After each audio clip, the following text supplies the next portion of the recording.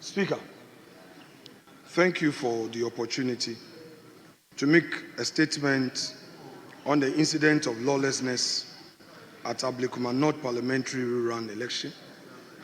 Mr. Speaker, the violent incident that occurred and marred the parliamentary rerun election in Ablekuma North requires condemnation.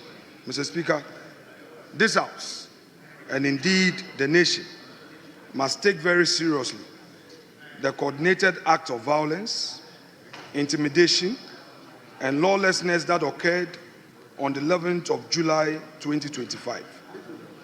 These events present one of the most dangerous assaults on our democratic order since the return to constitutional rule in 1992. Mr. Speaker, this was not merely an electoral misconduct. What happened in Ablekuma North was a calculated military-style operation targeted at disrupting our electoral process and intimidating political opponents. If left unchecked, it risked normalizing political violence in our democratic culture.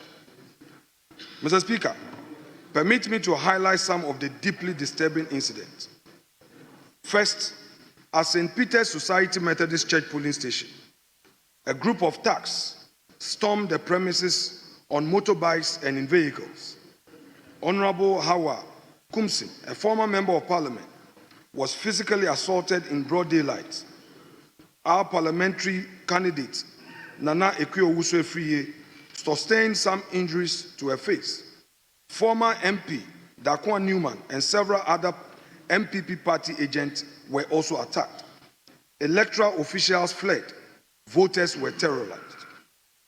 At Awoshi DVLA polling station, individuals dressed in brown uniform impersonated security personnel to gain access and misled voters until they were confronted and they failed in that instance to provide any form of identification.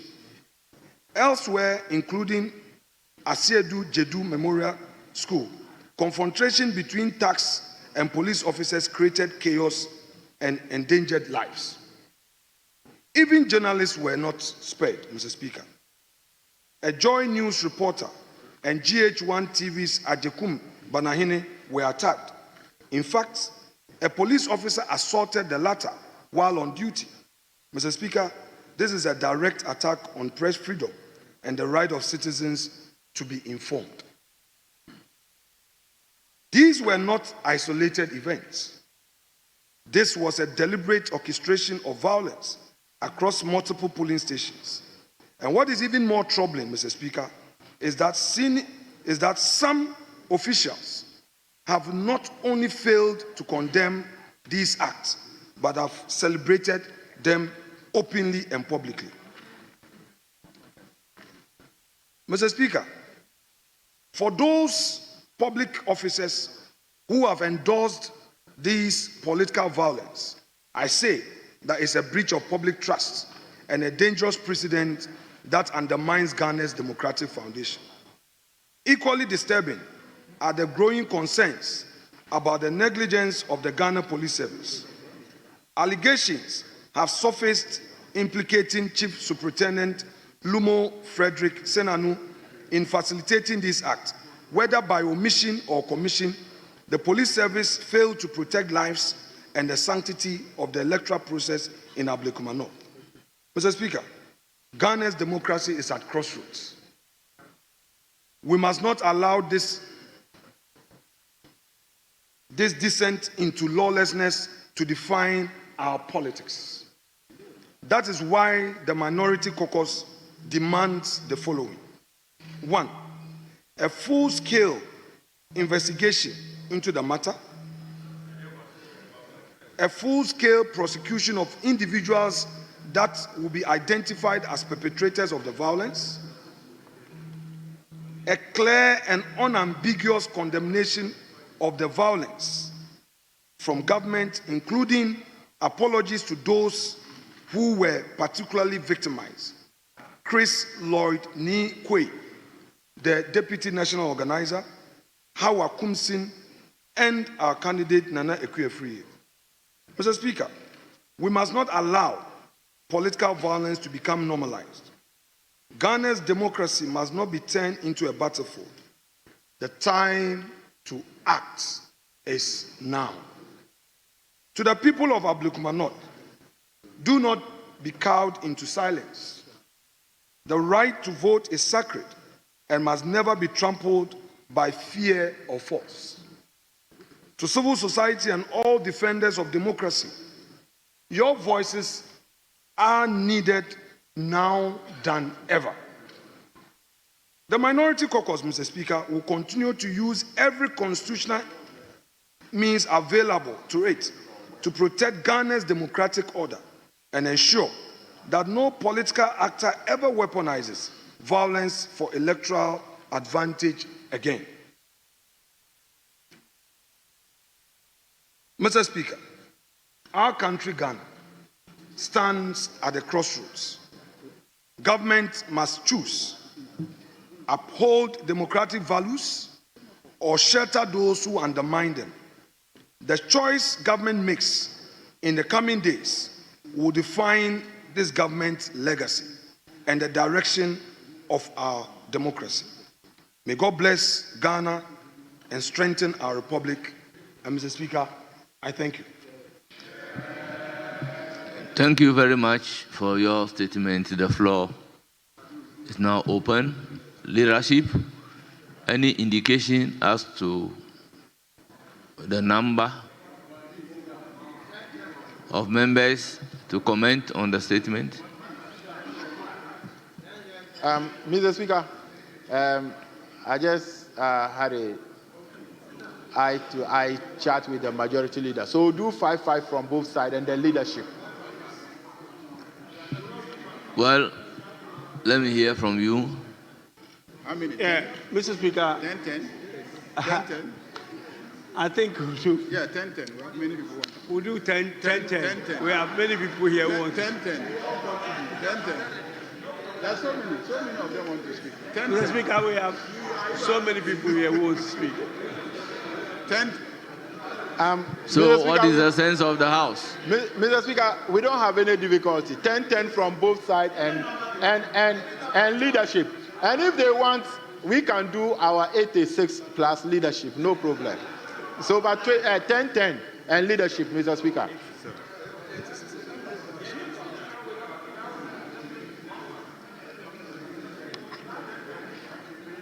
Well, To the 4-4. Yeah. Okay, Mr. Speaker. yes. Please, let's keep it at 4-4. Since So we have 4-4. a bill to work on. 4-4 including leadership or excluding leadership? 4-4 excluding leadership, yes. Very well. Excluding the leader. Ladies will conclude. Very well. Mr. Speaker, the first indication I gave when I confided with the majority leader, I don't know why the deputy leader is hijacking it, was 5-5 and leadership. Unless it's the case that the majority leader is now giving you a different thing. But my understanding with him was 5-5 and leadership. So their proposal, when I am clear with, is it should be 5, but including leadership. That's my understanding. Yes? Mr. Speaker, I have so many people here who want to comment. So let's do 3-5. 3 on this side and then 5 on this side. Oh, let's be equitable. Try and be equitable. 3 on this side and then 5 on this side. No, Speaker is asking for guidance. Speaker is saying we should guide him. Yes, ladies first. I'll proceed to give the floor to Honorable Haji Aladi Ayamba. Thank you very much, Mr. Speaker, for the opportunity to contribute to the statement ably made by the minority leader. Mr. Speaker, In the first place, I wish to first of all condemn all forms of violence, no matter where and no matter what time. Mr. Speaker, it's most unfortunate that this is the first time that I have heard, and it's my 4th time in Parliament, that after the numerous electoral violence that has occurred in this country, this is a special one. Mr. Speaker, I would have stayed out mentioning my sister's name, Hawa Kumsi. But once her name is on the statement and it has been mentioned, I will do that. Mr. Speaker,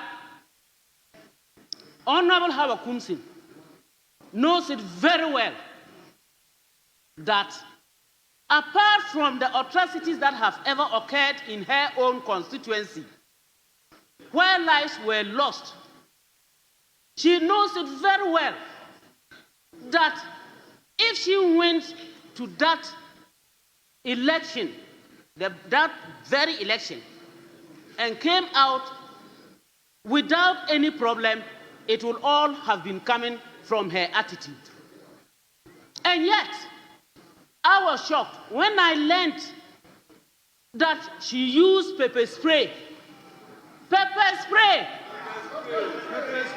And I saw it being sprayed. I saw her actually spraying it. Mr. Speaker, on the video, I looked at it more than 5-6 times, and I saw her actually spraying. I was shocked because I observed and listened to people talking and saying that, oh, that's a woman, that is a lady, we shouldn't do that, we shouldn't do this, we are not respecting women. Yes, we are all trying as much as I can to make sure that women are respected everywhere. But you, as a woman, you must first of all respect yourself. You must make sure that you know and live as someone who is ready to support and protect life as a woman. Because if you say because you are a woman, you go spraying pepper, were you going to select the women there so that the pepper doesn't get into their eyes? What about the children? Were you going to select them? What about the officers that we are now talking about? Were you going to select them? Because any pepper spray that is gushed out will not go to select anybody. And yet this is what happened. Unfortunately, it comes from no other person but a woman. Unfortunately. Mr. Speaker, are we saying that this is the first time that we have had such a problem? This is not the first time. I was a victim at Etiwa by election. I was a victim. I ran like it's no one's business back to Accra. So, it's not the first time. I never heard a word being uttered. Mr. Speaker, Techiman South, what did we not see? What lives have we not lost? Lives, we lost lives. We lost life. What investigations have been done? What investigations? Who has been brought to book? What have we done to make sure that at least Ghanaians know that once we are running a democracy, we do not want such atrocities? What have we done? Nothing. Were those people not human beings? Were they not Ghanaians? Were they not voters? Don't they have the right to life? And yet we haven't heard anything up to date. Mr. Speaker, Ayawasu West Wagon. We witnessed even our own colleague, Honorable Sam George of all people. He was beaten. He received the worst slap that anybody could have thought of. And up till date, we haven't heard anything about it. Those whose legs were broken, today they have become vegetables of human beings. They are just there. They are just living and waiting for others to give them to feed. We haven't heard anything. No statement. Nobody has said anything. It looked like it was just some flies that fell somewhere. Mr. Speaker, we cannot forget about Ewutu Senya. We can't forget about what happened there. And the shooting was direct, not that it was a go-come matter. All these are things that have happened in our presence, in our lives. If we want to condemn and if we want to be seen as doing the rightful thing and ensuring that our democracy thrives, we should make sure that it's not a selective thing. It shouldn't be selective. If we are being selective, it's not fair. Yes, I know, I agree that what happened yesterday and was wrong shouldn't be done today because two wrongs don't make a right. That is true. But it's not when you continue pinching my eye that you tell me that I shouldn't close it. Every day you do the same wrong to me, I keep quiet, and then you think that I should never say anything because you think that, no, you are right, or I shouldn't talk anything. That is not acceptable.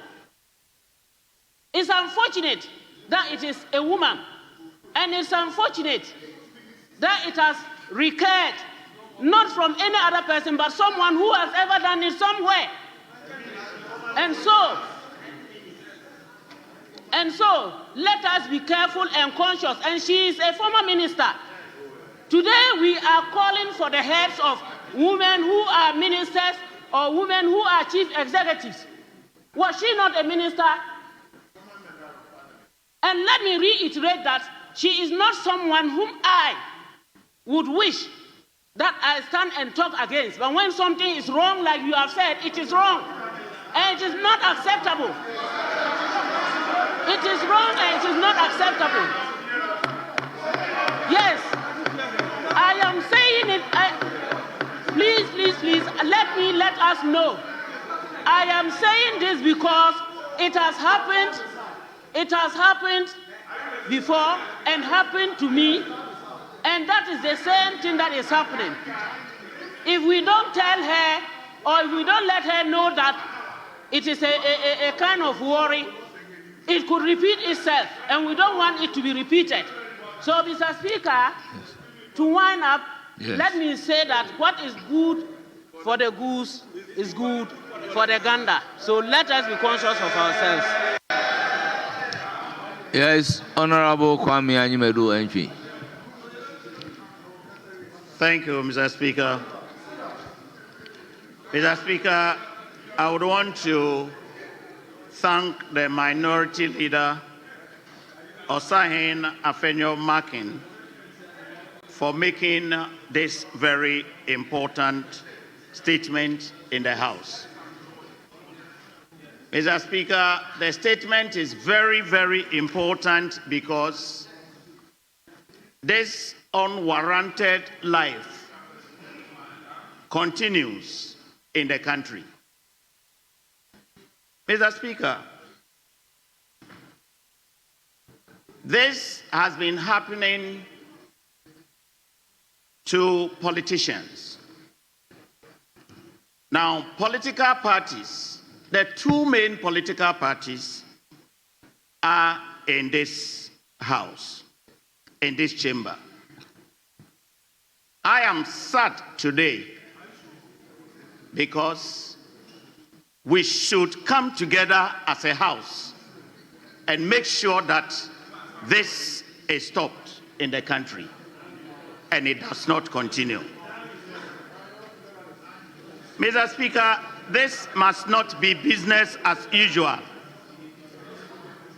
I have witnessed and I have heard a number of atrocities being committed in the country. We have had by-elections at Talensi. We had by-elections at Tripoli.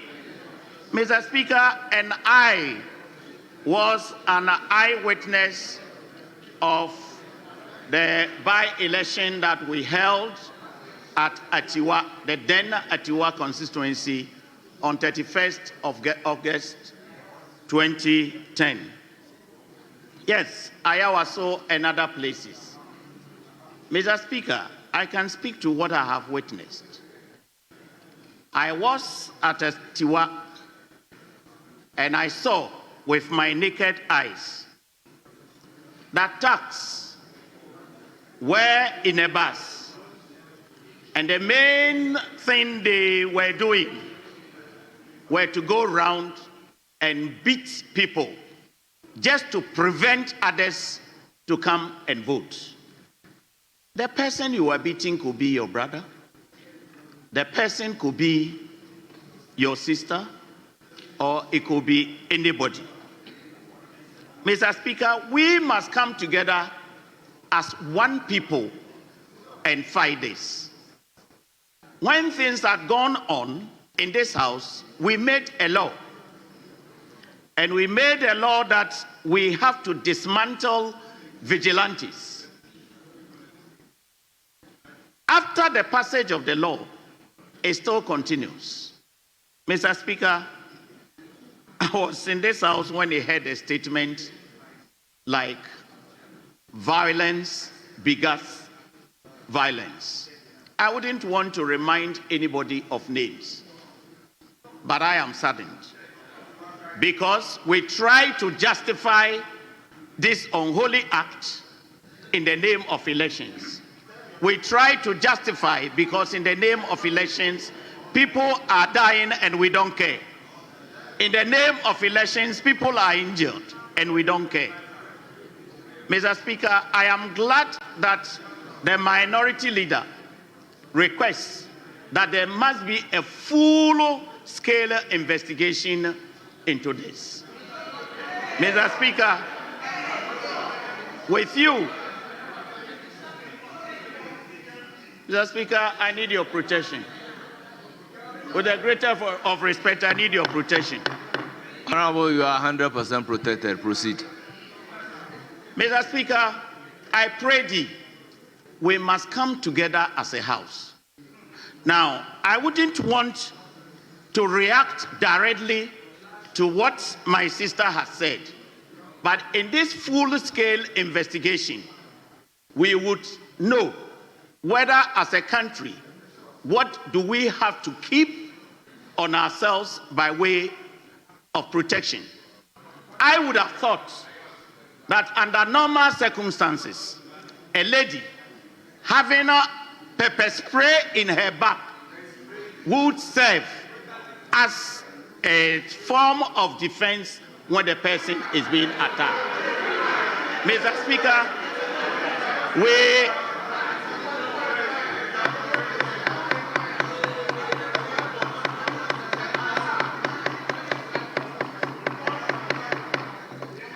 Mr. Speaker, if we do not fight this, it wouldn't end today. Everything else had been on hearsay. I wouldn't want to go on the circumstances that led to the usage or non-usage of the pepper spray. And that's why I pray, Mr. Speaker, and I support the maker of the statement that there must be a full-scale investigation into this act that happened in only 19 polling stations that we were conducting elections. We cannot say that because the people that had been beaten belonged or were on the side of one political party, and I belong to the other political party, I have to support the unwarranted behavior that had gone on. I pray we must come together as a house. And it is only in this house that we can stop what is going on. Otherwise, it may lead to a time that we cannot control the situation. Mr. Speaker, I pray thee, I support what the maker of the statement is requesting, that there must be, Mr. Speaker, if it's either a committee, a special committee, if you should get a special ad hoc committee to go into this, and then we look at how we can put brakes or eliminate this behavior from us as politicians. That's the only thing. That's the only thing that can save this country. We have passed the law. It didn't work. Let us come together. And I know that, Mr. Speaker, if we go on, at every by-elections, we have situations. If it is not against the New Patriotic Party, Mr. Speaker, it is against the NDC. If it is not in favor of the NDC, it is in favor of the MPP. But we cannot continue like this when others are suffering. Mr. Speaker, I pray thee, let us get into this and find solutions to this problem. Thank you, Mr. Speaker. Thank you very much. I'll proceed to give the floor to Phyllis Kwachi Ofosu. Thank you very much, Mr. Speaker. Mr. Speaker, the unfortunate altercation which occurred at the Ablekuma North by-election made for very difficult viewing. It is something that nobody can defend. But, Mr. Speaker, I recall that in the early 2000s, I first set foot in this house to look for then minority leader, Honorable Abambagbe, who now is the Speaker of this House. Mr. Speaker, he gave me a copy of Jeffrey Bing's seminal work, Reap the Whirlwind. Little did I know that that title was actually a famous biblical verse, which says that you have sowed the wind and you shall reap the whirlwind. Mr. Speaker, let me place it on record. Go to Josiah. Let me place it on record. I was a student at KNUST. Yes. I was a student at KNUST. Honorable I was a Teyin executive. But Mr. Speaker, you are not supposed to answer anybody. Well, it was Honorable just, members, it was just let's by the way. listen to each Mr. other Speaker, in silence. A critical test must be had on anything that members of the New Patriotic Party say in respect of this particular incident. And it is a test of sincerity.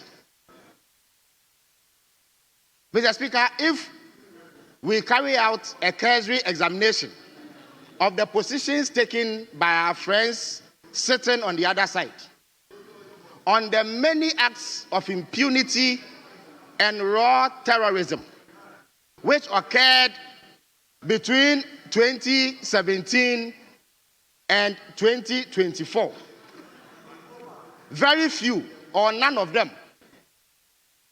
would have been heard condemning those incidents. Mr. Speaker, no sooner had they come into power than they form groups with blood-curdling names, such as Invisible Forces, Delta Forces, and what have you. Mr. Speaker, we witnessed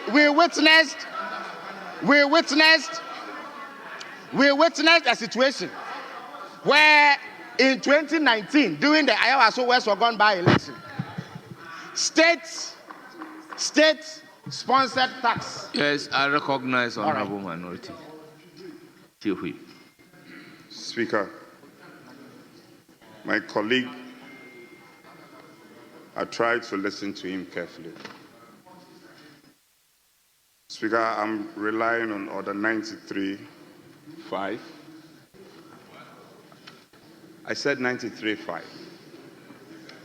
And then, Speaker, further relying on Order 1232.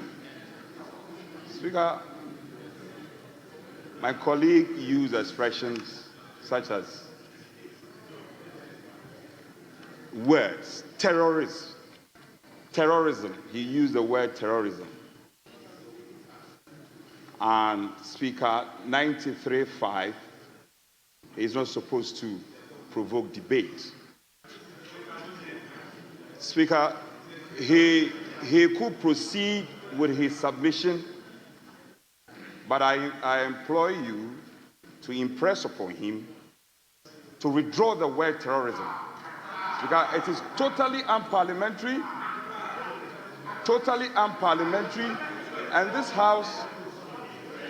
and this house should not be entertaining such unparliamentary words. And Speaker, I invite you to let him withdraw that word used. It's totally unparliamentary and it's offensive to our rules. Yes, Honourable Majority Leader. Mr. Speaker, I think that as a general practice, I have avoided trying to intimidate first-timers anytime they are speaking. I try very hard, even when they make mistakes and we have to point it out, I find a way of doing that.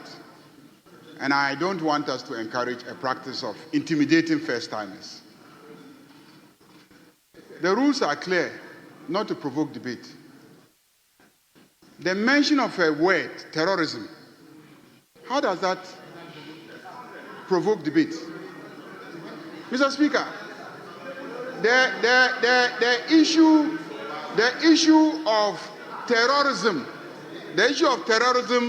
in electoral campaigning engaged this House to a point where we had to enact a legislation. We enacted a legislation on the matter. So when he's given a historical account, and simply refers to the word terrorism, how does that provoke debate? It doesn't provoke debate. So I urge you, Mr. Speaker, let the contributions continue. Honourable Member, please continue. Thank you very much, Mr. Speaker. Mr. Speaker, there is no doubt that what the thugs associated with the MPP did in Ayawaso West Wagon and in places like the Kumasi courts, where they barged in and freed their colleagues standing trial, amounted to terrorism. Mr. Speaker, terrorism is simply the use of violence to achieve political ends. Mr. Speaker, what is most worrying is that anytime those thugs got into trouble, it was officials of the New Patriotic Party who went to their aid. Shut up. Mr. Speaker, at the time, nobody on their side read a statement here that we should condemn those actions. Mr. Speaker, whereas I sympathize with what Honorable Howard Kunsin went through, and there's no way I will condone that kind of conduct. She herself has been historically involved in acts that pass for violence during elections. Mr. Speaker, she admitted publicly to firing guns at polling stations during the 2020 limited registration exercise. Mr. Speaker, we know that there are members of the NDC who today have been maimed. Some have actually lost their lives out of violence that she is believed to have instigated. Mr. Speaker, when you do these things, you call violence upon yourself. So, Mr. Speaker, I agree in principle that firm action has to be taken to stamp out this specter of violence that has characterized almost every by-election in our country. But let not those who in the recent past were sponsoring these acts of terrorism against opponents suddenly pretend that they are against it. They are not, Mr. Speaker. Mr. Speaker, in all the 8 years that they remained in power, what concrete action did they take in the many acts of violence that took place. Mr. Speaker, there is a Commission of Inquiries report which identifies individuals who are no members of their party and says they should be sanctioned for the wrongs that they did. Mr. Speaker, the Emil Short Committee identified specific individuals for prosecution. No sooner had that report come out than their government issued a white paper insisting that those gentlemen engaged in those acts of terrorism because they were provoked. Mr. Speaker, a party that endorsed violence during elections cannot come today and call for investigations into acts of violence. It is those of us who condemned it in the past and are condemning it today who have the right to make such a call. So, Mr. Speaker, even in the wake of the events at Ablekuma North, their officials are on record to have vowed that there will be violence at Akwetia. Even as they call for action to be taken, they are threatening violence.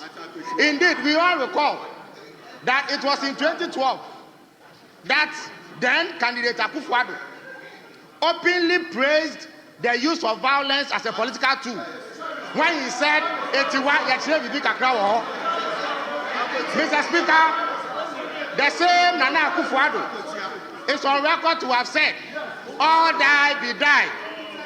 Mr. Speaker, Honorable Kennedy Japan went on public radio. Honorable Kennedy Japan went on public radio and called on accounts to attack gas. Mr. Speaker, when he was prosecuted and released by a court, they carried him shoulder high and poured powder on him to celebrate those comments. People with this kind of record cannot possibly purport today to be opposed to terrorism and acts of violence. So, Mr. Speaker, let us have a discussion about sanitizing our politics. But let us eschew insincerity and duplicity in the discourse. Mr. Speaker, let us take firm action against those who threaten violence at elections. But let us not accept hypocrisy. Let us not accept the politics of convenience. That today it is Honorable member, your and time so is all up. hell must break loose. Mr. Speaker, I am for strengthening the laws against electoral violence.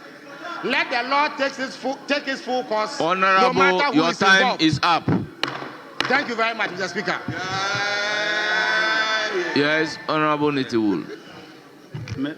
Mr. Speaker, thank you very much. Mr. Speaker, I want to lend support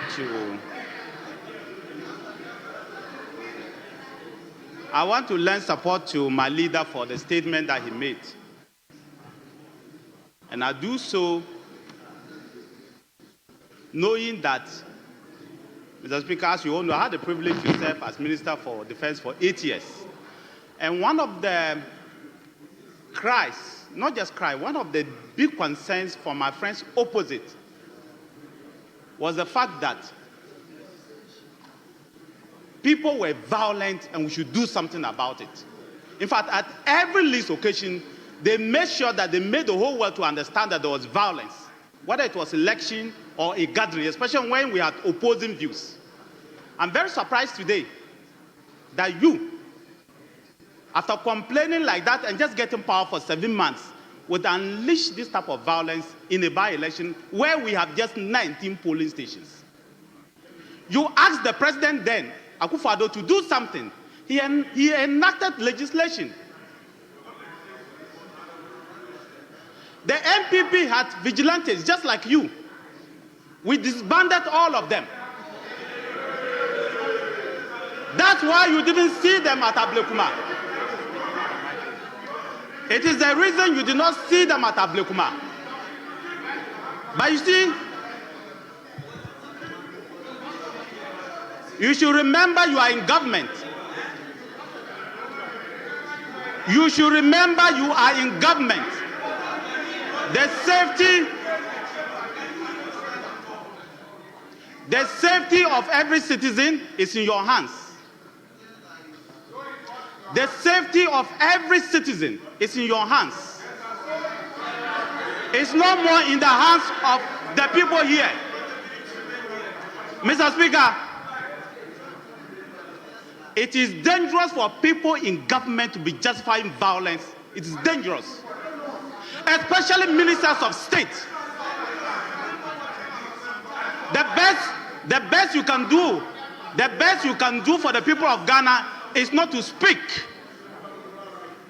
In fact, the best you can do for the people of Ghana is to ask the police to go out and arrest the people.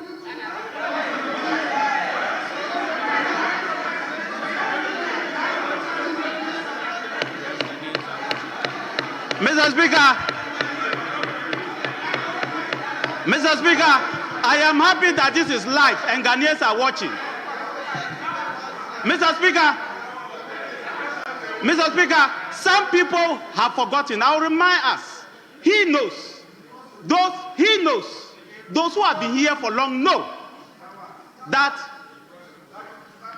in the Chiriponi by-election, it's not somebody. I witnessed an individual take a gun and shoot 3 people. If not,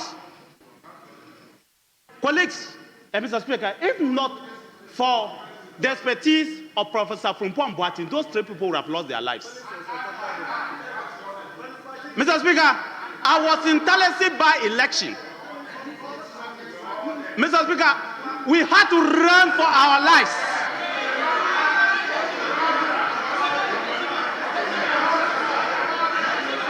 Mr. Speaker, I was a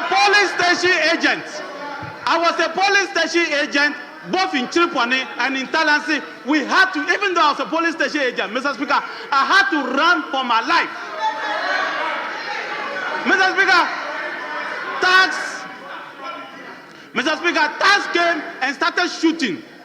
Mr. Speaker, Ayawaso by-election, the same thing happened. People had to run for their lives. You ran. Some of you here ran for your lives. People here also ran for their lives. Mr. Speaker,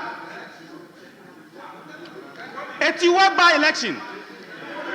I was with my colleague, Honorable Kobi Daku Mensah, in the car with Honorable Esiama, the former MP. When we got to a police station, the young men blocked us. And they started shouting, Umuba, they should beat them. And when they saw the MPP flag, they said, we should go. Mr. Speaker, when we asked them why, they said that they had brought tax from Accra. Mr. Speaker, they said they had brought tax. Mr. Speaker, the young men told us, the young men in the police station told us that the people had brought tax from Accra and they wanted to teach those tax a lesson. No. Mr. Speaker, when you add up all these things, from the 2000 elections, 2004, 2008, 2012, 2016, when you add up all these things, the people of Ghana, including you, said we're all tired. And so we should do something about it. We came to this house to enact legislation to disband all vigilante. Only to see that the NDC, maybe it's not the NDC, that is what we are calling. Mr. Speaker, only to see tax at Ablekuma, attacking people. Look, listen, this statement is not about Howard Kumsen. No. This statement is not about Honorable Howard Kumsen. We will not allow anybody to make it a statement of Howard Kumsen. No. All of us sitting here, our trade, Mr. Speaker, all of us sitting here, our trade is in the business of politics. Going to search for votes, going to convince people. We can all be victims. Mr. Speaker, we don't know the next person. We have a by-election. If we don't do something about it, we don't know the next person. Today is Howard, and you are gloating over it. You are happy, you are jubilating. We don't know the next victim. Mr. Speaker, I say that I support the minority leader when he says that we should investigate in full, just like it happened for the Ayawaso by-election. We set up a commission, people appeared on TV, we see people, and we are asking the president to do the same. Mr. Speaker, in the Ayawaso by-election, a statement was made on this floor. The NDC demanded full investigation. The government complied. Why are you running for investigation? Why? Why are you running away from conducting investigation? I want to state that we all saw the videos. We all saw the videos. Mr. Speaker, when the police station, which is the Methodist police station that Howard Kumsin and her other colleagues were attacked, had close to 70 police people. Yes. By the time the attack came, the police people were about 30-something. Not one. These vigilantes were able to overpower state actors. That is the sad part of it. Mr. Speaker, if young people do not respect uniform, if young people do not respect uniform, which is authority, and can attack a politician, it doesn't matter what is Sawa, it doesn't matter what is Nituwu, it doesn't matter what is Ayaga, but the fact that a policeman is wearing uniforms and young people can attack that person, we are all endangered species. We are all endangered species. Mr. Speaker, it is sad and it's frightening. They may be joking. Mr. Speaker, they may be joking. But you see, when you allow people to think that they have been pushed to the wall, you don't know how to react. It is sad and it's joking. We are joking. This country is a peaceful country. We should not allow a few individuals to disturb the peace of this country. We should not allow the few individuals to destroy this country. I go around looking for votes. That is my business. So if we have said that we cannot allow violence at a polling station, so be it. How can we as a country say that 19 polling stations and we allowed violence? Conclude. Mr. Speaker, this is a very important statement. Let's all be sober and reflect. Because if we don't, I always say, Mr. Speaker, in conclusion, if we don't, my colleagues opposite, who have huge numbers in parliament, should remember that you are in government. Anything that bad happens is your record. Any black dot is your record. If somebody dies in an election, it's your record. If somebody gets maimed, it's your record. If somebody is beaten, it's your record. And please disband your vigilantes. If you don't, you will be asking other people to form vigilante groups, and you will not know the end. So, Mr. Speaker, I say Parliament should immediately, if the executive is refusing or does not get its acts together and launch a full-scale investigation, Parliament should do it. Because we know the faces of the individuals behind the crime. We know all the faces, all of them. The police should go, and crime does not have an expiry date. It can be 100 years. Honorable crime member, does your not time have is an up. expiry date. I thank you, Mr. Speaker.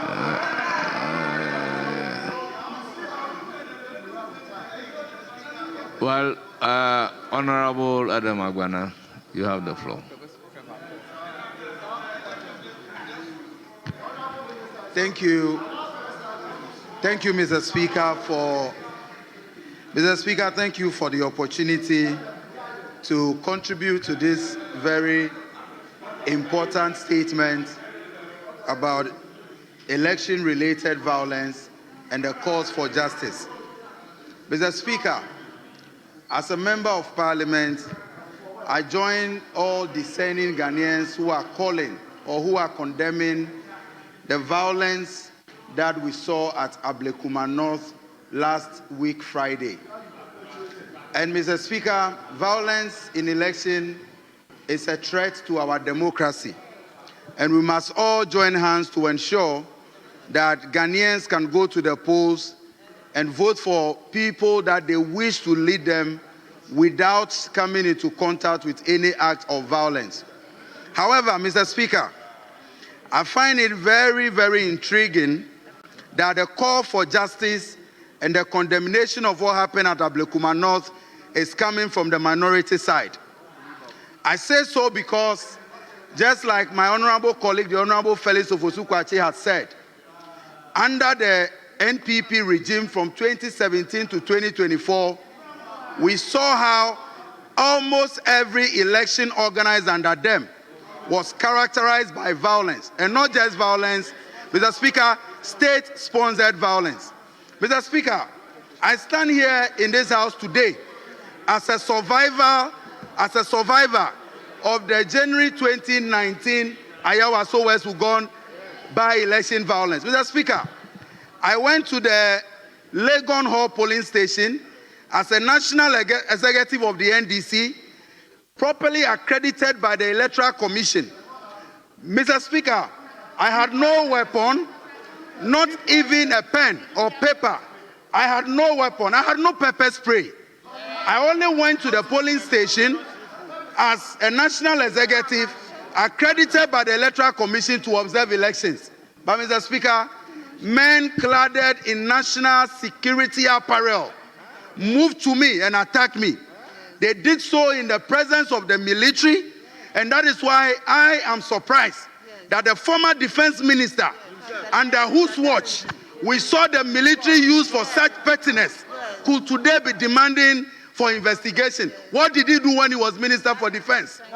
Mr. Speaker, right in front of the military, in front of the police, I was attacked in front of MPP national executives.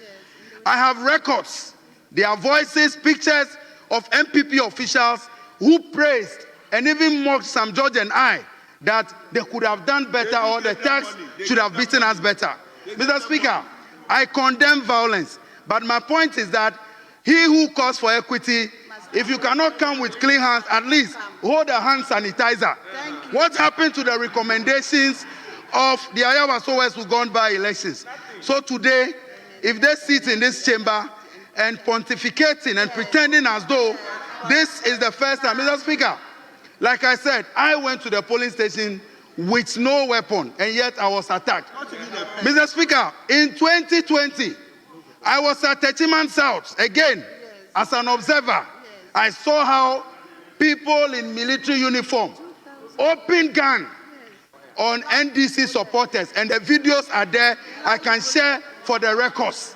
So if today the preaching in this house is as though for the first time we have seen, and like I said, I also support the call that let's condemn violence.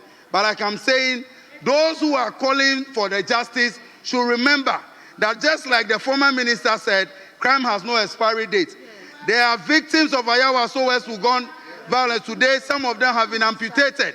They are demanding for justice. All the families of the 8 people who died in the 2020 elections, their families are demanding for justice. Mr. Speaker, people who were brutalized in Banda during registration because they were Voltarians and they were being prevented from registration right in front of us, their families are demanding for justice. Mr. Speaker, the families of the people that were brutalized in Kasua, including the people that Hawa Kumsin herself admitted shooting at them, those families are equally calling for justice. If we want to see an end to electoral violence, as all of us are preaching, Mr. Speaker, let us stretch our hands in the investigative process and bring to book those men who are even easier to identify because they were in national security uniform. It means it was a state-sponsored vigilantism. All of them must be brought to book. And Mr. Speaker, that level of terrorism in our elections will stop. In conclusion, Mr. Speaker, I have seen that President Mahama is different. President Mahama is different because... Mr. Speaker, President Mahama is different because in his first 100 days, he instructed the IGP to open investigations into the killings in the 2020 elections. We are told that the reports are ready. President Mahama is committed to ensuring that everybody who has been a victim of any electoral malpractice or violence, all of those people will get the justice that they deserve. Mr. Speaker, I conclude by calling on the House, especially the Senate members of the House, to join me, pay a minute of silence in memory of Tuareg and the 8 people who lost their lives in the 2020 elections and all other people who lost their lives. Thank you, Mr. Speaker.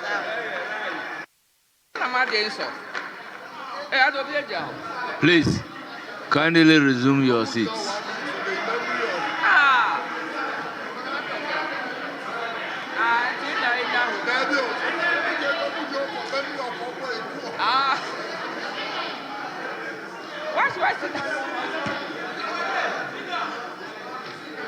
Mr. Speaker, please look my way. Yes, honorable member, you have the floor.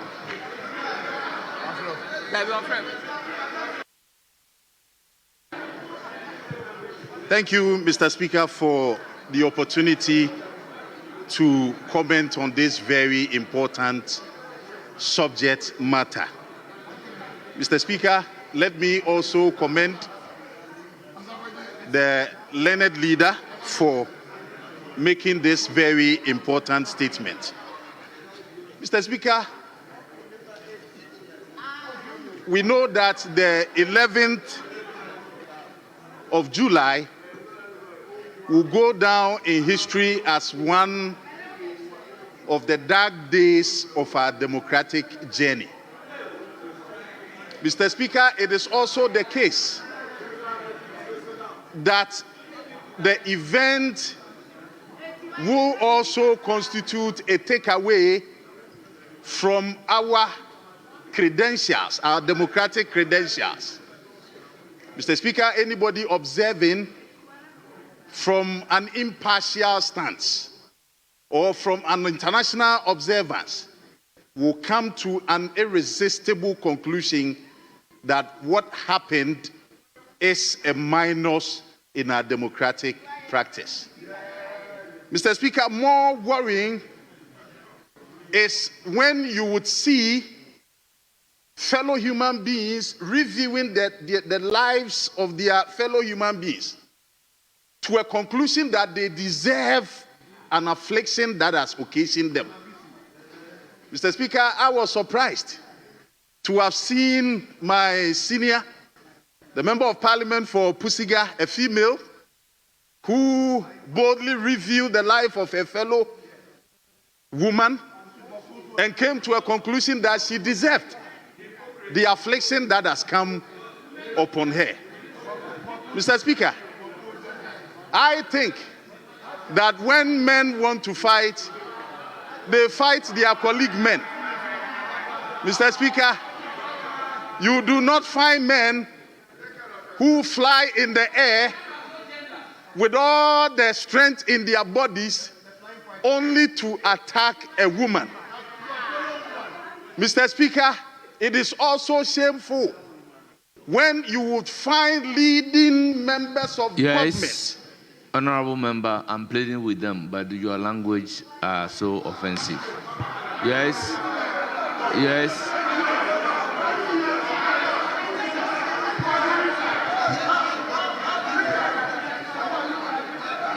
Yes, Honorable Haja.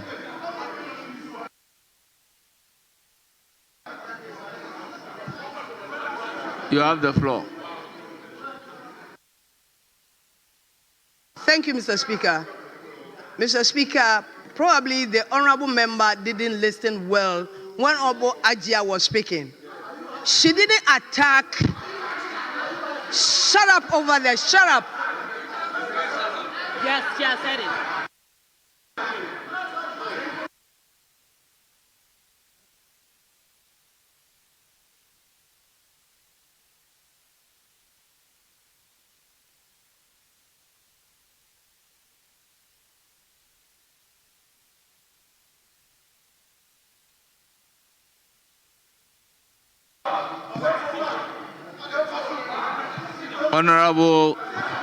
Honorable Jerry Ahmed. you don't control the House. So you need to be recognized to speak. I am not happy about your gesture. Please kindly resume your seat.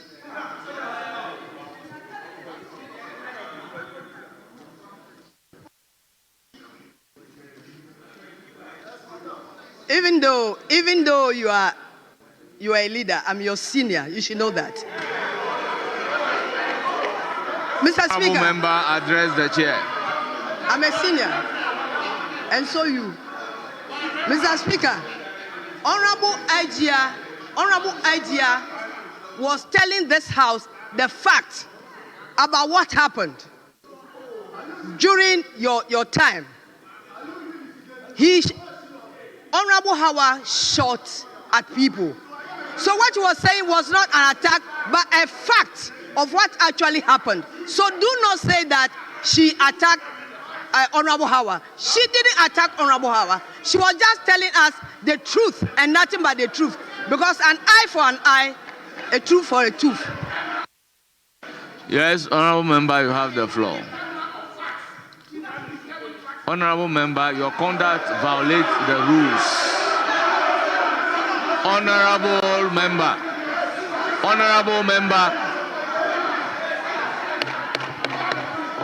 Mr. Speaker. Honorable members, with all due respect, Mr. if you do not have the floor, if you are not given the opportunity, you have no opportunity to speak. You are only allowed to speak when you catch the eye of the speaker. It is therefore very disorderly to just get on your feet and begin speaking. When such a thing happens, I will not hesitate to ask the marshal to walk you out of the chamber. Honorable member, you have the floor. Honorable member, you have the floor. You have the floor. Please continue. Yes. Speaker, you won't determine what I should say. Speaker, we have a responsibility as leaders to help you manage this House. Speaker, a while ago, I had drawn your attention to Order 1232. The word terrorism was used in this House, and you allowed it to pass. Speaker, a while ago, my colleague asked a member, she spoke into the microphone. Shut up. Speaker, we don't want this House to degenerate. I have been calm listening. Speaker, we want to pray your wisdom. If the marshal will be called. Honorable members, what I intend to do is that I do not foresee comment on this statement generating debates. So, if you wouldn't mind, after the honorable member is done, I will let leadership conclude so that we end comment on the statement. Speaker, I was trying to make a point, and when you came in, you need to listen to the speaker in silence, so I had to resume my seat. And Speaker, I had drawn your attention earlier. Order 93.5 is clear. Order 1232 is clear. But colleagues are making interventions that are offensive of these orders. And Speaker, I earlier tried to catch your attention. We don't want the House to degenerate. And you have warned that anybody who goes contrary to the orders, you are going to call the marshal. I hope it will apply to both sides of the House. Yes, sure. I hope it will apply to both sides of the House. It's not a warning to one side. Thank you. Then we shall proceed. So, honorable leaders, honorable member, go ahead and conclude your comment. Thank you, Mr. Speaker. Mr. Speaker, it is obvious, and we can state so emphatically, without any ambiguity, that the mayhem that we witnessed in Ablekuma North is one that is likely to be state-sponsored. And I say so, Mr. Speaker, because after the event. Yes, Honorable Majority Leader. Mr. Speaker, after the event. Honorable Majority Leader, please resume your seat. Mr. Speaker, like I said earlier, as a leader, I shouldn't in any way intimidate or heckle a first timer. But let's just be careful. When you say it is likely, it's one that is likely to be state sponsored. When you mention state sponsorship, you notice that when the minority leader was going to make the statement, I objected. You notice we spent close to an hour in conclave. There were similar statements in the statement. He deleted them. You are my witness. He deleted, we agreed on the text, and we objected to certain things. You don't have proof. You don't have proof, so don't accuse a whole state. So please, you can make your comments, but avoid, such imputations and trying to use, a broad brush to just paint a whole state. I beg you. Honorable, be guided accordingly. Mr. Speaker, respectfully, the point that I'm making is that I have no doubt in my mind that government is complicit in the activities that occurred, the mayhem that occurred.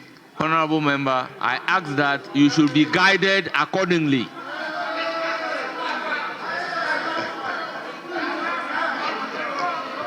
Yes, Majority Leader. Yes, Majority Leader.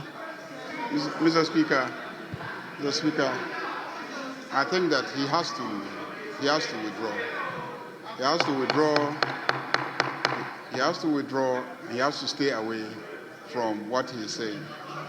Mr. Speaker, we're all trying to manage a situation. There are things that we can say.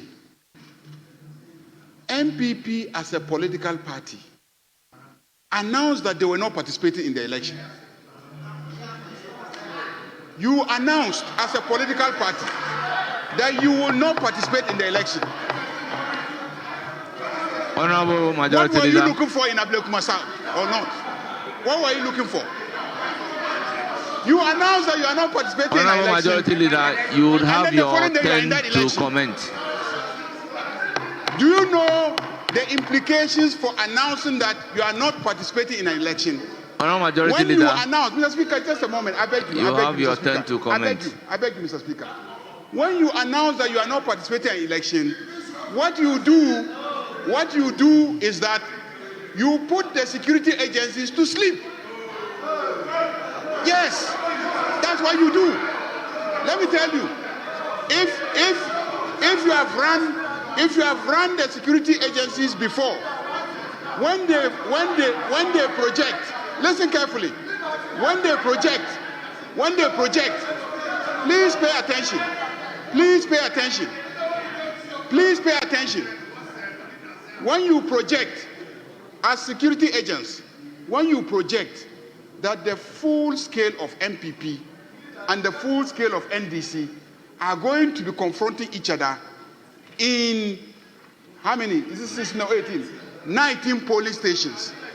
Your security preparation in anticipation is different from when you are told that MPP will not participate.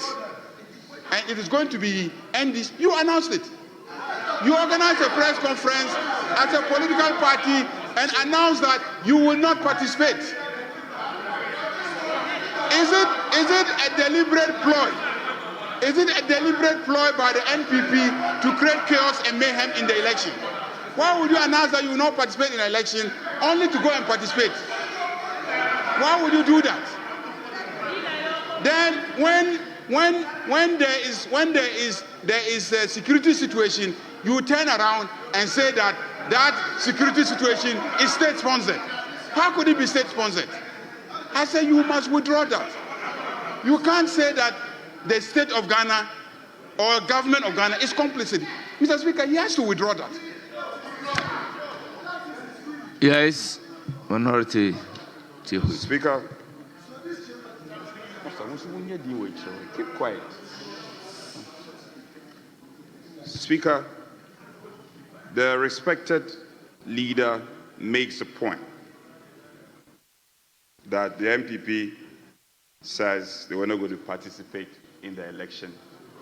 And we cause the security agencies, we put the security agencies to sleep. That is an indictment on the security agencies of this country. And the government. First of all, let me do a reasonable deduction of your own statement. First of all, it is not only MPP as a political party that is a stakeholder in the election that was rerun at Ablekuma. So if you say that MPP, we stayed out, and therefore we caused the security agencies of this country to go and sleep. Leader, have you thought through about your statement well? Maybe you should consider it again. Speaker, in any case, if the Honorable respected Felix Kwache, when he said between 2017 and 2024, there was terrorism in this country under the watch of the NPP. You see, the majority leader didn't say anything honorable minority leader. No, but with all due respect, we owe it as a duty to state the position clearly. I agree that there has been too much background noise, as a result of which, when a member is commenting, I have a difficulty picking the full words of the person. But what I've heard was what happened at Ablekuma constitutes terrorism. That is what I have heard. Speaker, that is why I earlier premised, Speaker, my ears are always attentive. And I pray them when I'm listening. It may be sharper than my own. Speaker, my ears can never be sharper than yours. Speaker, my ears can never be sharper than yours. Speaker, my ears can never be sharper than yours. But the point must be made. The point must be made. It was said, my colleague said, he can deny it, but we can call for the audio. 2017-2024, under the watch of the New Patriotic Party, there was terrorism. Now, you don't find that offensive. And you are calling for a withdrawal of a statement. Let Felix do the needful and withdraw that statement. And then we can also think about whether we'll withdraw that statement or not. We have not offended any of our orders. We have not. Leader, we have not. We have not. We have not. We have not. In any case, our decision not to contest the election, it's not your business. It's not your business. You have said that our decision not to contest the election put the security apparatus of this country to sleep. What? Majority Leader, Mr. Majority Leader, we can give you the option to think through this statement and come again. Because this statement is flawed, it's disappointing to come from a whole majority leader. And I don't expect you to say this. Because our colleague has stayed on course. He has not offended any of our rules.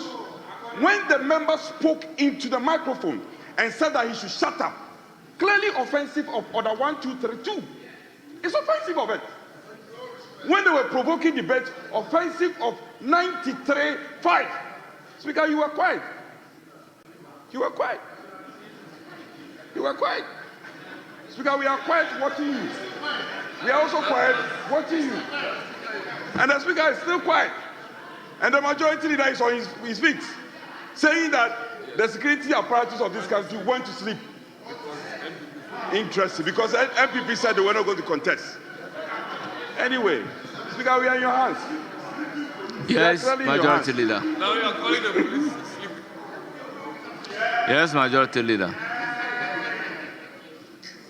Mr. Speaker, he doesn't know the security apparatus in this country. He doesn't know. I I have experienced them in real violent situations, in elections. Let me tell you, this last election, the week before the election, there was persistent gunfire in my country. I couldn't even come out of my house. Persistent.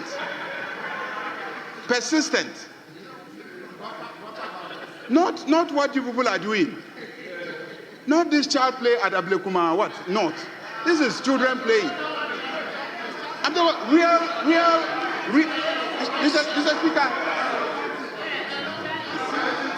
Mr. Speaker.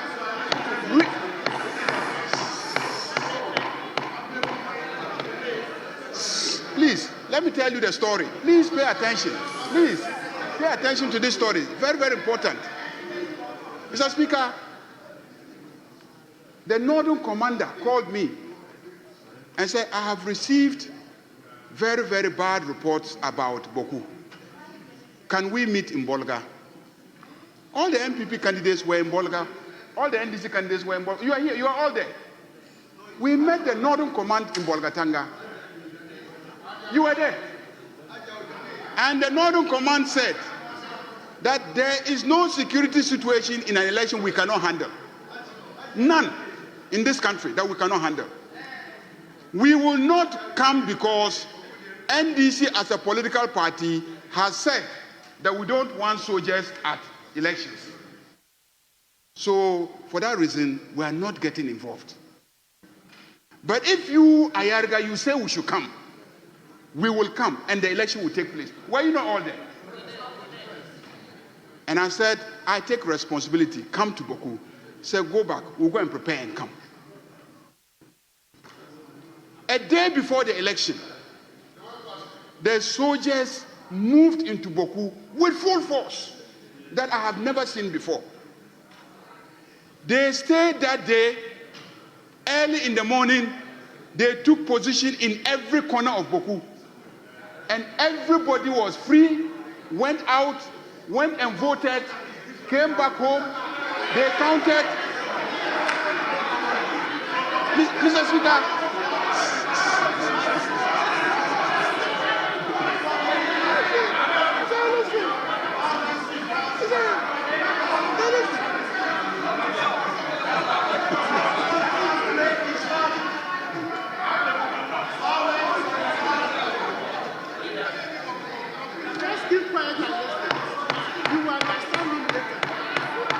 Mr. Speaker,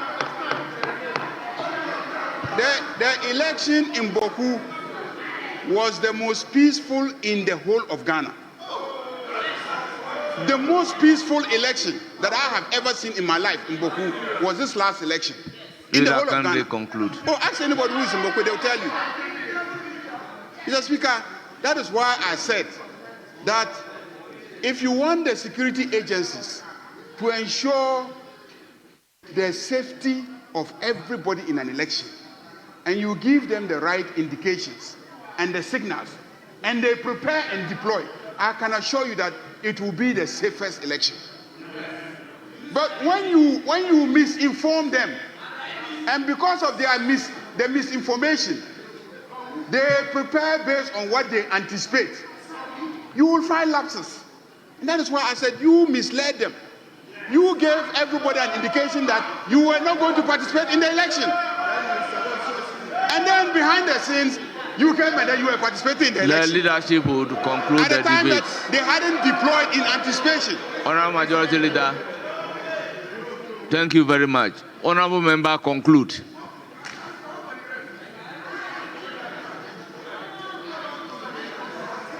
Mr. Speaker,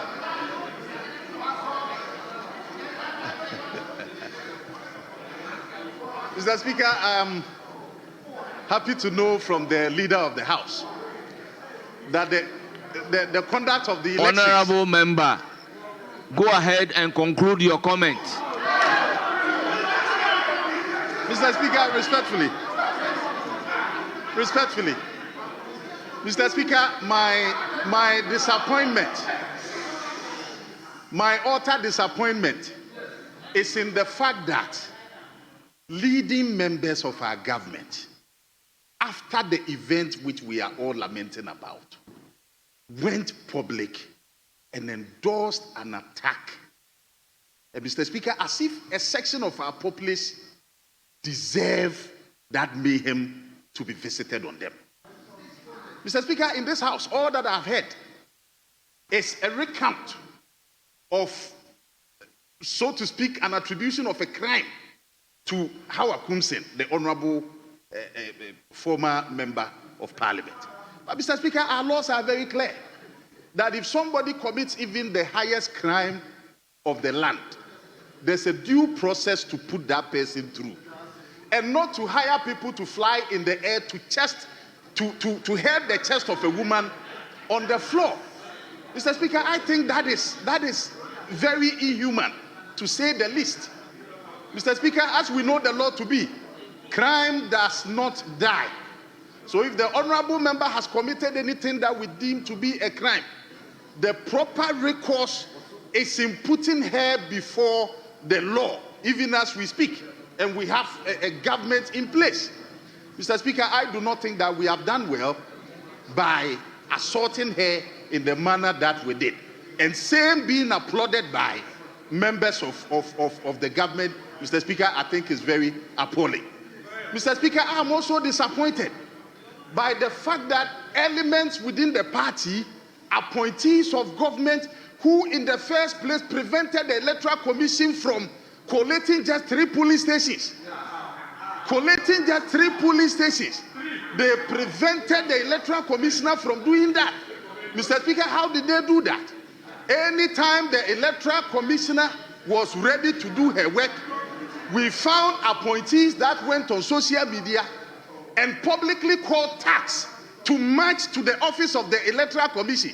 And in no time, these people, armed to the teeth, sitting on motorbikes, ready to visit mayhem on the EC and the officers there. Mr. Speaker, what will happen? Obviously, the officers of the EC will run through the windows to save their single dear life. And that is how the Electoral Commission had to do the U-turn that they did. I know they are not proud of the decision they took. They are not proud because they had to take it out of Mr. Speaker, out of force, out of pressure, enormous pressure being brought to bear on them by government. Mr. Speaker, if you have prevented them from carrying out a lawful orders of a high court, and then we are to go for a rerun, and then you find those same appointees, those same elements within the government also publicly marching tax to disrupt the rerun of the elections, and government says nothing about it, and nobody has lost his job even as we speak, then Mr. Speaker, what it means is that the EC cannot collect 3 police stations, and the EC cannot also do a proper rerun because people will march tax to go and disturb the process. Mr. Speaker, this is a difficulty. This is a difficulty that we should all be very worried about. Honourable Member, Mr. conclude. Speaker, we also witnessed that, well, maybe deliberately or inadvertently, the police that were sent there to man the elections had no weapons. They had no guns. They were not armed. Mr. Speaker, can it be for a reason? Can it be for a reason? So that the tax, when they march in, armed to the teeth, will be able to overpower the police. And Mr. Speaker, that is what we saw on our TVs. And some of us who went there, that is what we saw. We saw the police helpless. Conclude. We saw the police could not do anything because they had no weapons. Conclude.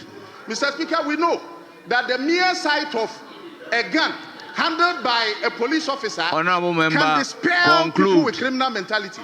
Mr. Speaker, I think that we have not done very well for ourselves, and across the political divide, Mr. Speaker, we should come to a certain consensus.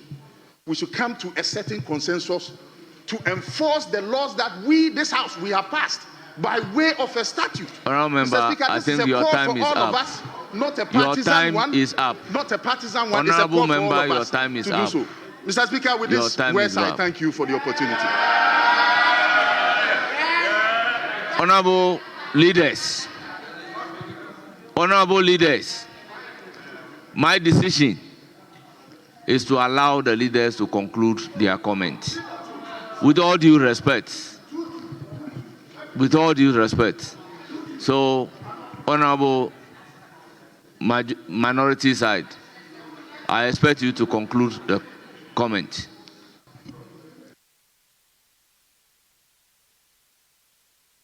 Yes. The leader on his feet. I don't know Yes, if he wants Majority to Leader. vary order of business or he wants. Yes, so let's conclude because we have some government business to prosecute. Yes. Yes. You want to speak? You want to speak? Yes, Minority Leader. Speaker, I will. You have the floor. My pleasure is to yield. Minority Chief Whip, you have the floor. Speaker, my pleasure is to yield to the Honorable Lawyer Ewua to speak. Yes, Honorable Member, you have the floor. Leadership.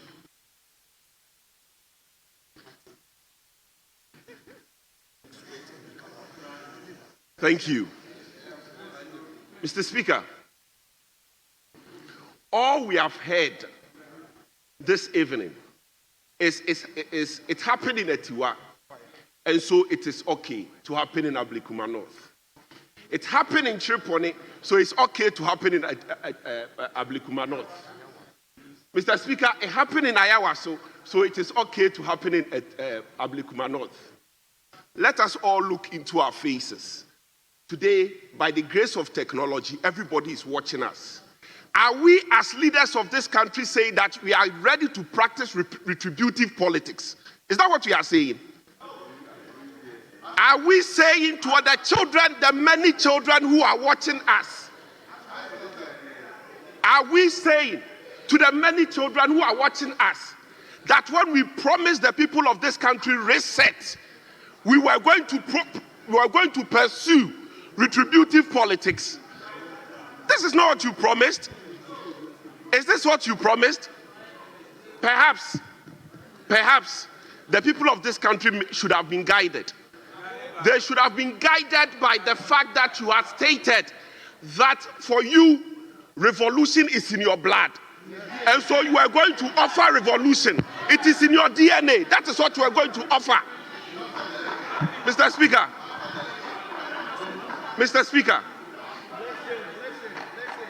I have a few questions. Mr. Speaker, when the police went to Ablekuma North without arms,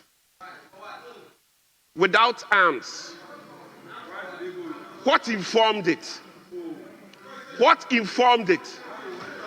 Mr. Speaker, when we all agreed to pass the Vigilantism Act, was it a decoy? Was it a decoy to surprise us in the year 2024 elections and subsequent elections? Was it a decoy? Mr. Speaker, that is what it seems now. That when you got us to pass the Vigilantism Act, it was just to surprise us. That is what it seems. You did not approach it with candor, with the same amount of sincerity, with the same degree of sincerity with which we approach the passage of the Vigilantism Act. Mr. Speaker, we need to bring this to an end. We cannot continue along this path. Mr. Speaker, one day might be a bad day. This thing has been going on for so long. Mr. Speaker, I was in Ablekuma North.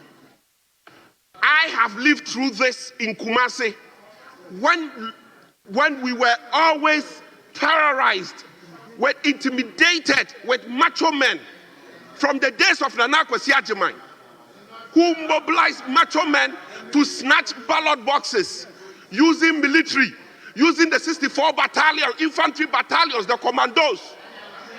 We remember all those. We have not forgotten. Mr. Speaker, where are we going to? The CDRs. We have come a very long way. Mr. Speaker, we should agree to end this. Mr. Speaker, the approach requested by the minority leader, Mr. Speaker, is the way to go. Mr. Speaker, having passed the Vigilantism Act, if we don't do anything in the face of it, that law will fall into dissolitude. That law will become useless. Mr. Speaker, this is coming right at the back of the Vigilantism Act. We should, in the circumstance, Mr. Speaker, have an inquiry to determine why this happened and to punish the perpetrators so that, Mr. Speaker, it serves as a proper deterrent. Otherwise, going forward, Mr. Speaker, we are going to have a problem. Mr. Speaker, today we are being told that what happened in Ablekuma North is child's play. And it is coming from the majority leader. That what happened in Ablekuma North is child's play. Mr. Speaker, a journalist was slapped. A journalist was slapped. A journalist was slapped. Mr. Speaker, and we are saying that it's child's play. Mr. Speaker, a woman was assaulted, and we are saying it is child's play. Mr. Speaker, we are not surprised. Clearly, from the account of the majority leader, there is a certain orientation towards electoral violence, and so anything is child's play. Mr. Speaker, the children of this country are calling for an end to this. The mothers of this country are calling for an end to this. Mr. Speaker, if this continues, one day we may wear black in this country, and that will not be child's play. Mr. Speaker, enough is enough. Thank you very much. Yes, Majority Leader.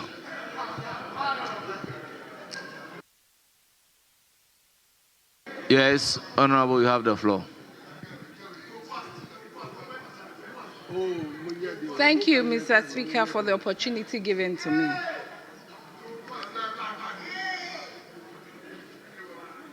Mr. Speaker, I'm very happy to be here. Yes, to be here as the youngest member of Parliament and to meet the statement made by the minority leader. Mr. Speaker, Ghana is the beacon of democracy. And Mr. Speaker... Yes, Majority Leader.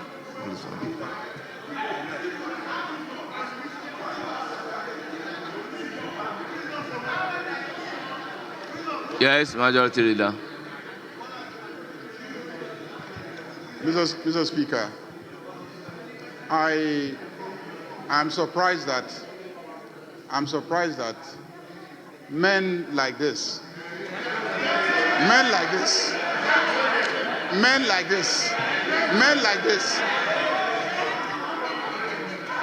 a young lady like that,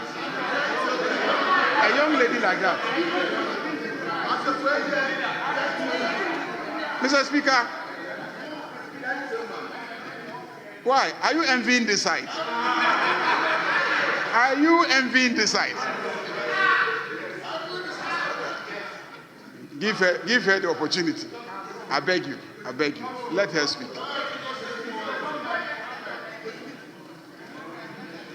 Yes, Minority Leader. Mr. Speaker,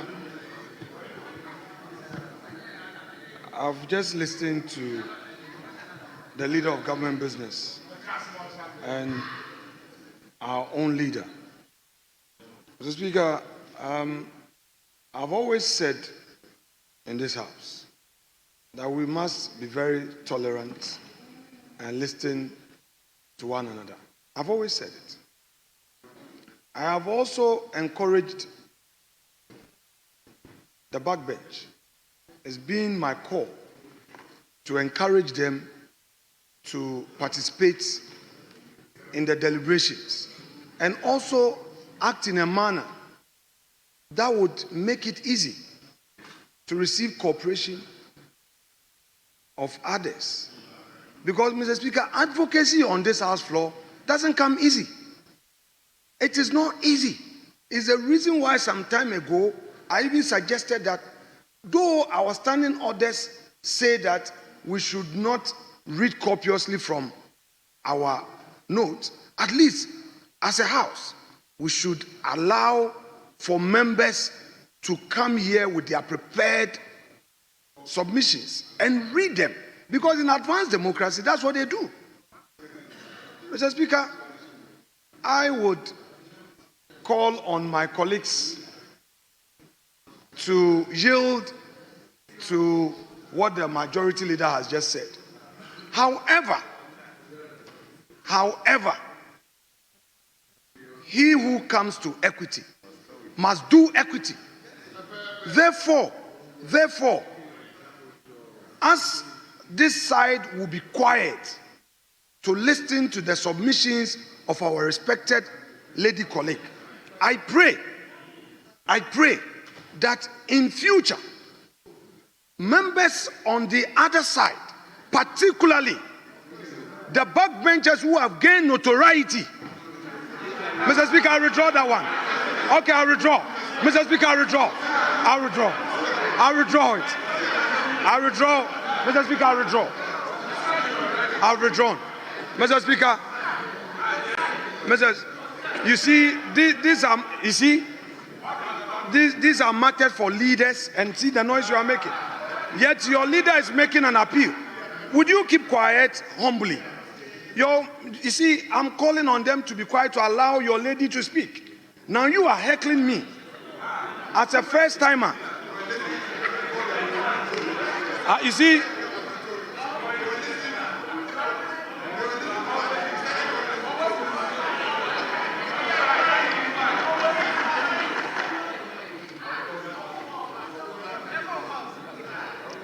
Mr. Speaker, this side of the House will yield to the call and yield in silence.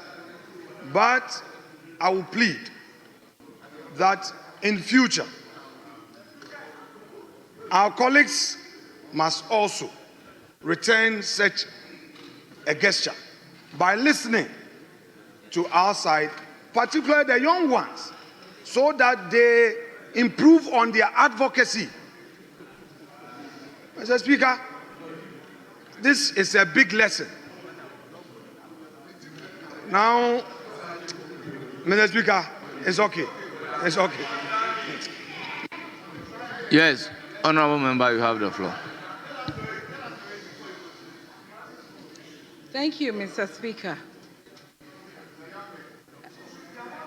Yes, Mr. Speaker. Indeed, I'm the youngest, but then honorable member, you have the floor.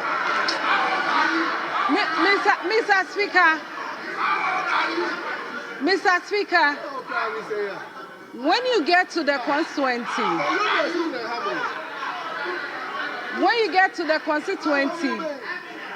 yes, we have honorable majority leader.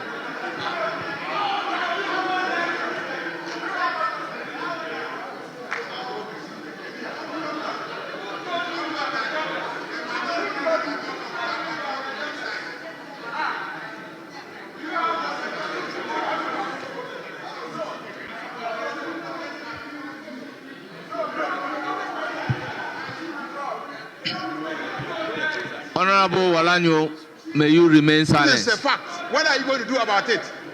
She's the youngest. Thank you, Mr. Honorable Speaker. members, particularly if your leader is on the feet, I don't expect anybody behind the leader to be talking.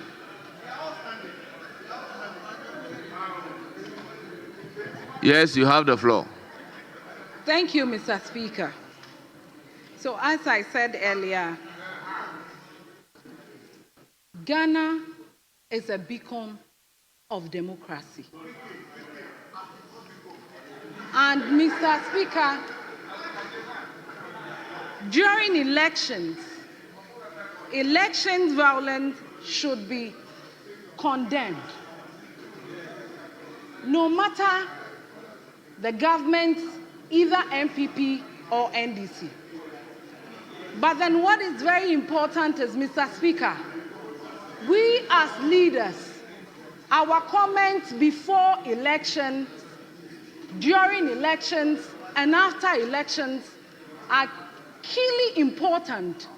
And so we need to be extra vigilant in making comments before elections, during elections, and after elections. Mr. Speaker, on this statement of Ablekuma West, Ablekuma North, Mr. Speaker,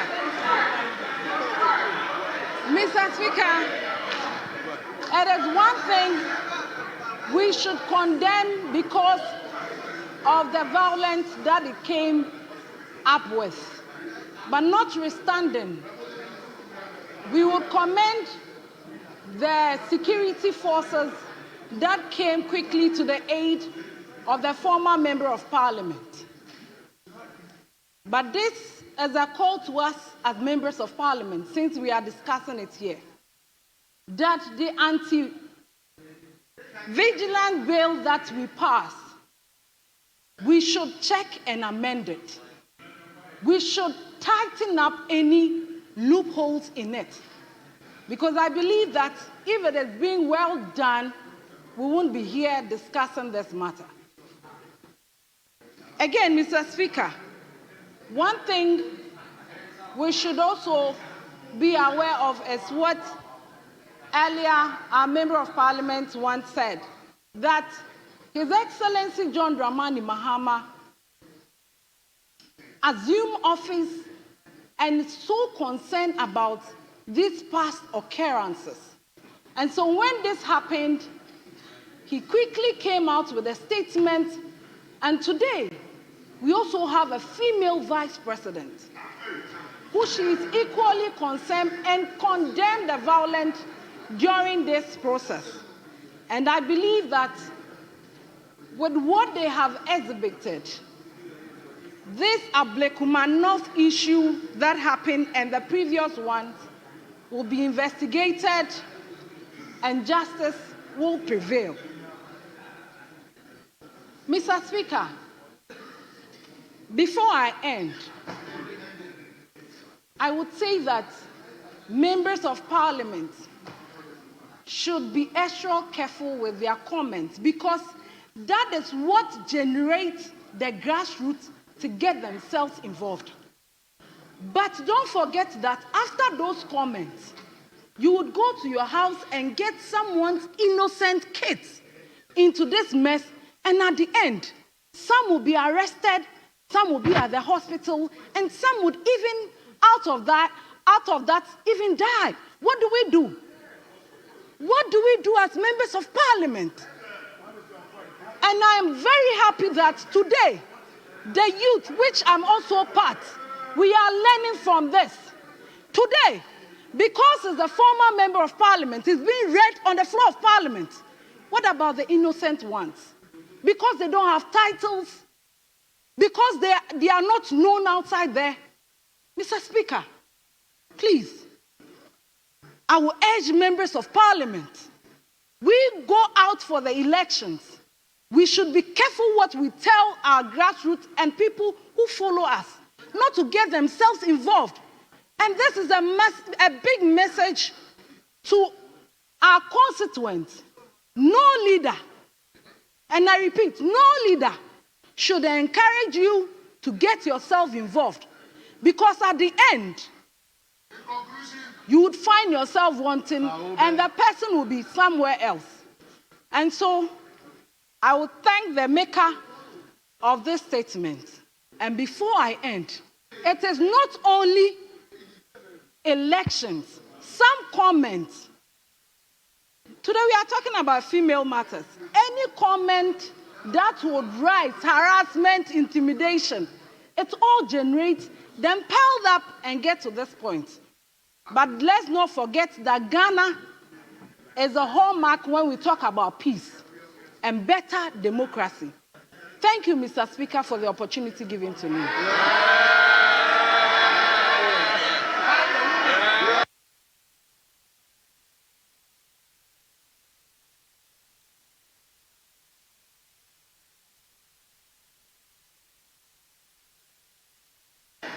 Yes, Honourable Majority Leader, any indication?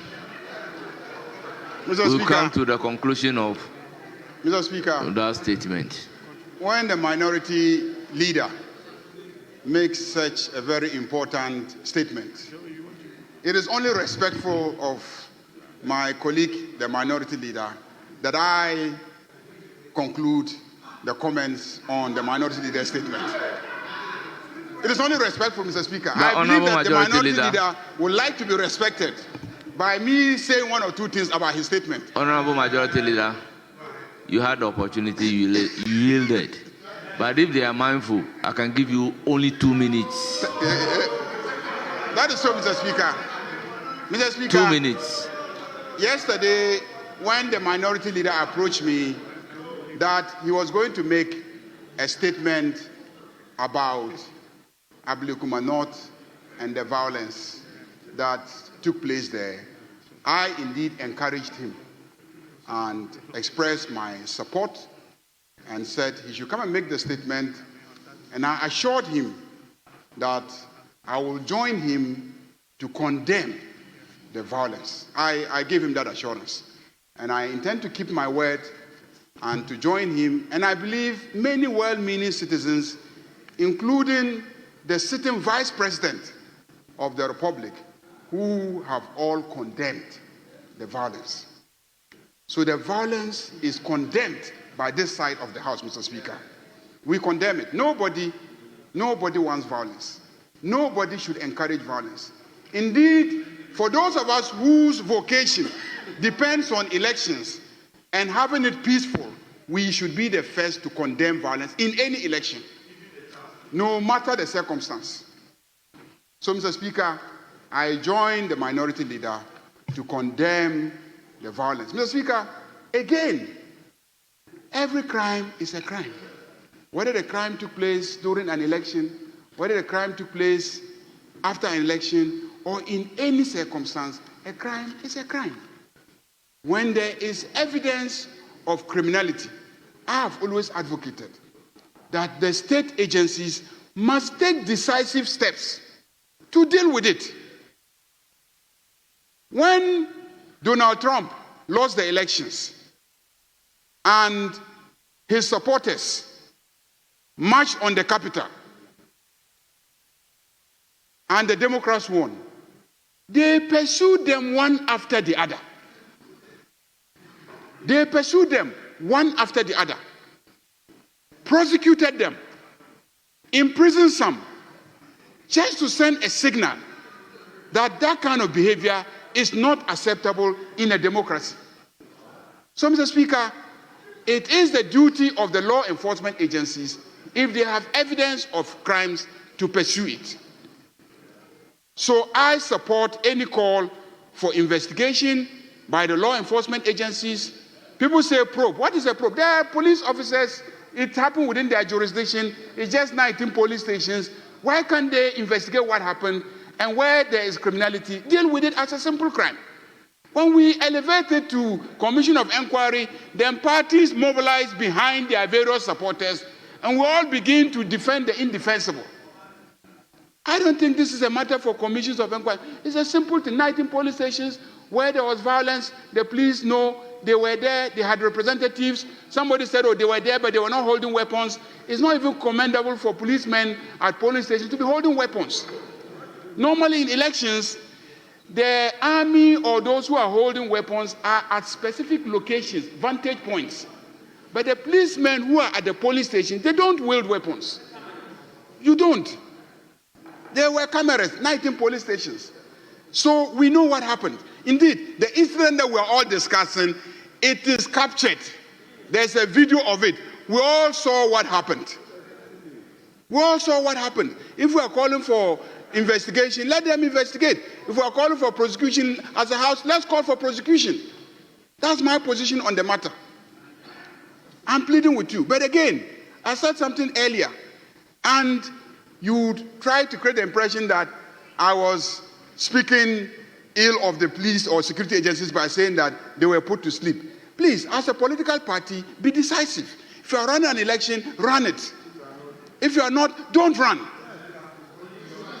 Don't run.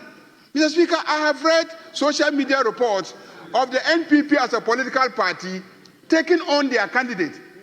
And I've seen, a press conference, and I've seen the candidate also apologizing for defying her party and participating in the elections. Candidate conclude. Mr. Speaker, as I said earlier on, the police need to be able to estimate the level of violence or, potential of violence of a particular activity in order to determine what level of mobilization, what level of deployment, how much resources to invest in monitoring a political exercise.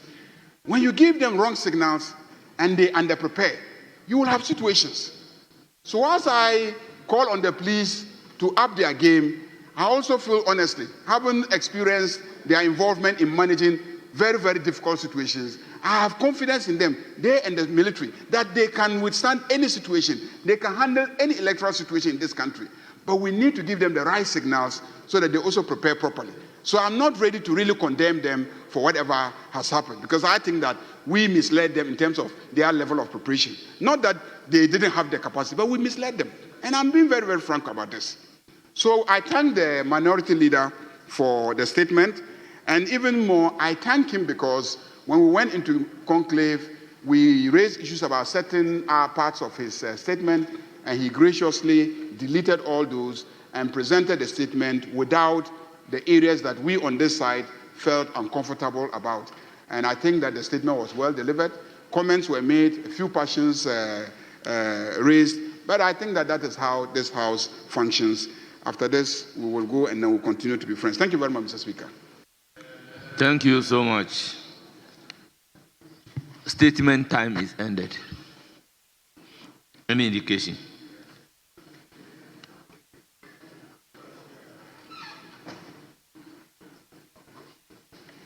Mr. Speaker, I would like to move on to